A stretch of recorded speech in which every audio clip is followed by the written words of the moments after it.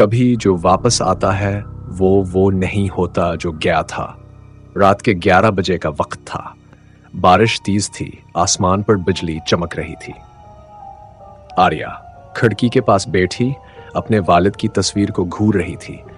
3 दिन पहले उसके वालिद रिचर्ड एक पुरस्कार हादसे में मारे गए थे, लेकिन आज की रात कुछ ऐसा होने वाला था जो आर्या की पूरी जिंदगी बदल कर रख देगा। जनाजे के अगले दिन घर में एक अजीब सी खामोशी छा गई थी। आर्या की माँ एलिसा हर वक्त सहम कर बैठी रहती। छोटा भाई जोश बात बात पर रोने लगता और आर्या उसे बस एक सवाल तंग कर रहा था, पापा को इतनी बुरी हालत में क्यों पाया गया और उनके जिस्म पर वो सियाह निशान किया था। रात के 3 बजे घर के मरकजी दरवाजे पर दस्तक हुई। एलिसा ने खौफजदा होकर दरवाज़ा खोला। सामने रिचर्ड खड़े थे। रिचर्ड, मैं वापस आ गया हूँ, उसने धीमी सर्द आवाज में कहा। एलिसा की चीख निकल गई, लेकिन आर्या और जोश खुशी से लपट गए। पापा वापस आ गए। लेकिन वो नहीं जानते थे कि जो आया है वो पापा नहीं था। बदलती आंखें, अजीब खुशबू। कई दिनों बाद आर्या ने महसूस किया कि पापा की आंखें अब पुरानी जैसी नहीं थीं। अब इनमें जिंदगी की जगह अंधेरा था, और जब वो पास से गुजरते तो जैसे मिट्टी, खून और सड़ान की बो आती। एक रात जोश रोते हुए आर्या के कमरे में आया। पापा ने कहा कि मैं उनके साथ जमीन के नीचे रहूं। वो कहते हैं वहीं रोशनी है। आर्या कांप गई। आर्या ने एक रात वालिद को आईने के सामने देखा। रिचर्ड आईने में झांक रहे थे, मगर उनका इक्स उनकी नहीं कर रहा था, बल्कि वो आर्या को देखकर मुस्कुरा रहा था और आहिस्ता से सर हिला रहा था। ये पापा नहीं हो सकते। आर्या ने वालिद के फोन में मौजूद एक खफिया वीडियो चला दी जो हादसे वाले दिन की थी। वीडियो में रिचर्ड जंगल के रास्ते पर खड़े थे। अचानक एक साया नमूदार हुआ जो हवा में तैरता हुआ उनके करीब आया। चीख, हमला और फिर रिचर्ड जमीन पर गिरे और वो साया उनके जिस्म में दाखिल हो गया। कैमरे की तरफ मुड़कर वो मखलूक बोली, I am your dad now. Arya ने जब मां को सब कुछ बताया तो एलिसा ने गुस्से से थप्पड़ मार दिया।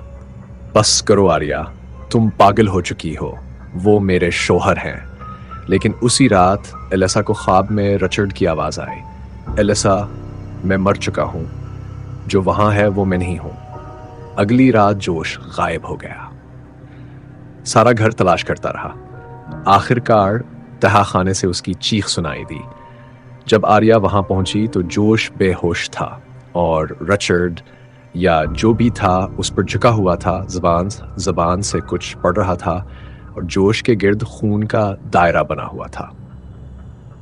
आर्या ने कुरान से आयात सुनानी शुरू किए जो एक मुसलमान दोस्त से उसने सीखी थी, और वो वजूद एक जोर की चीख मारकर पीछे हट गया।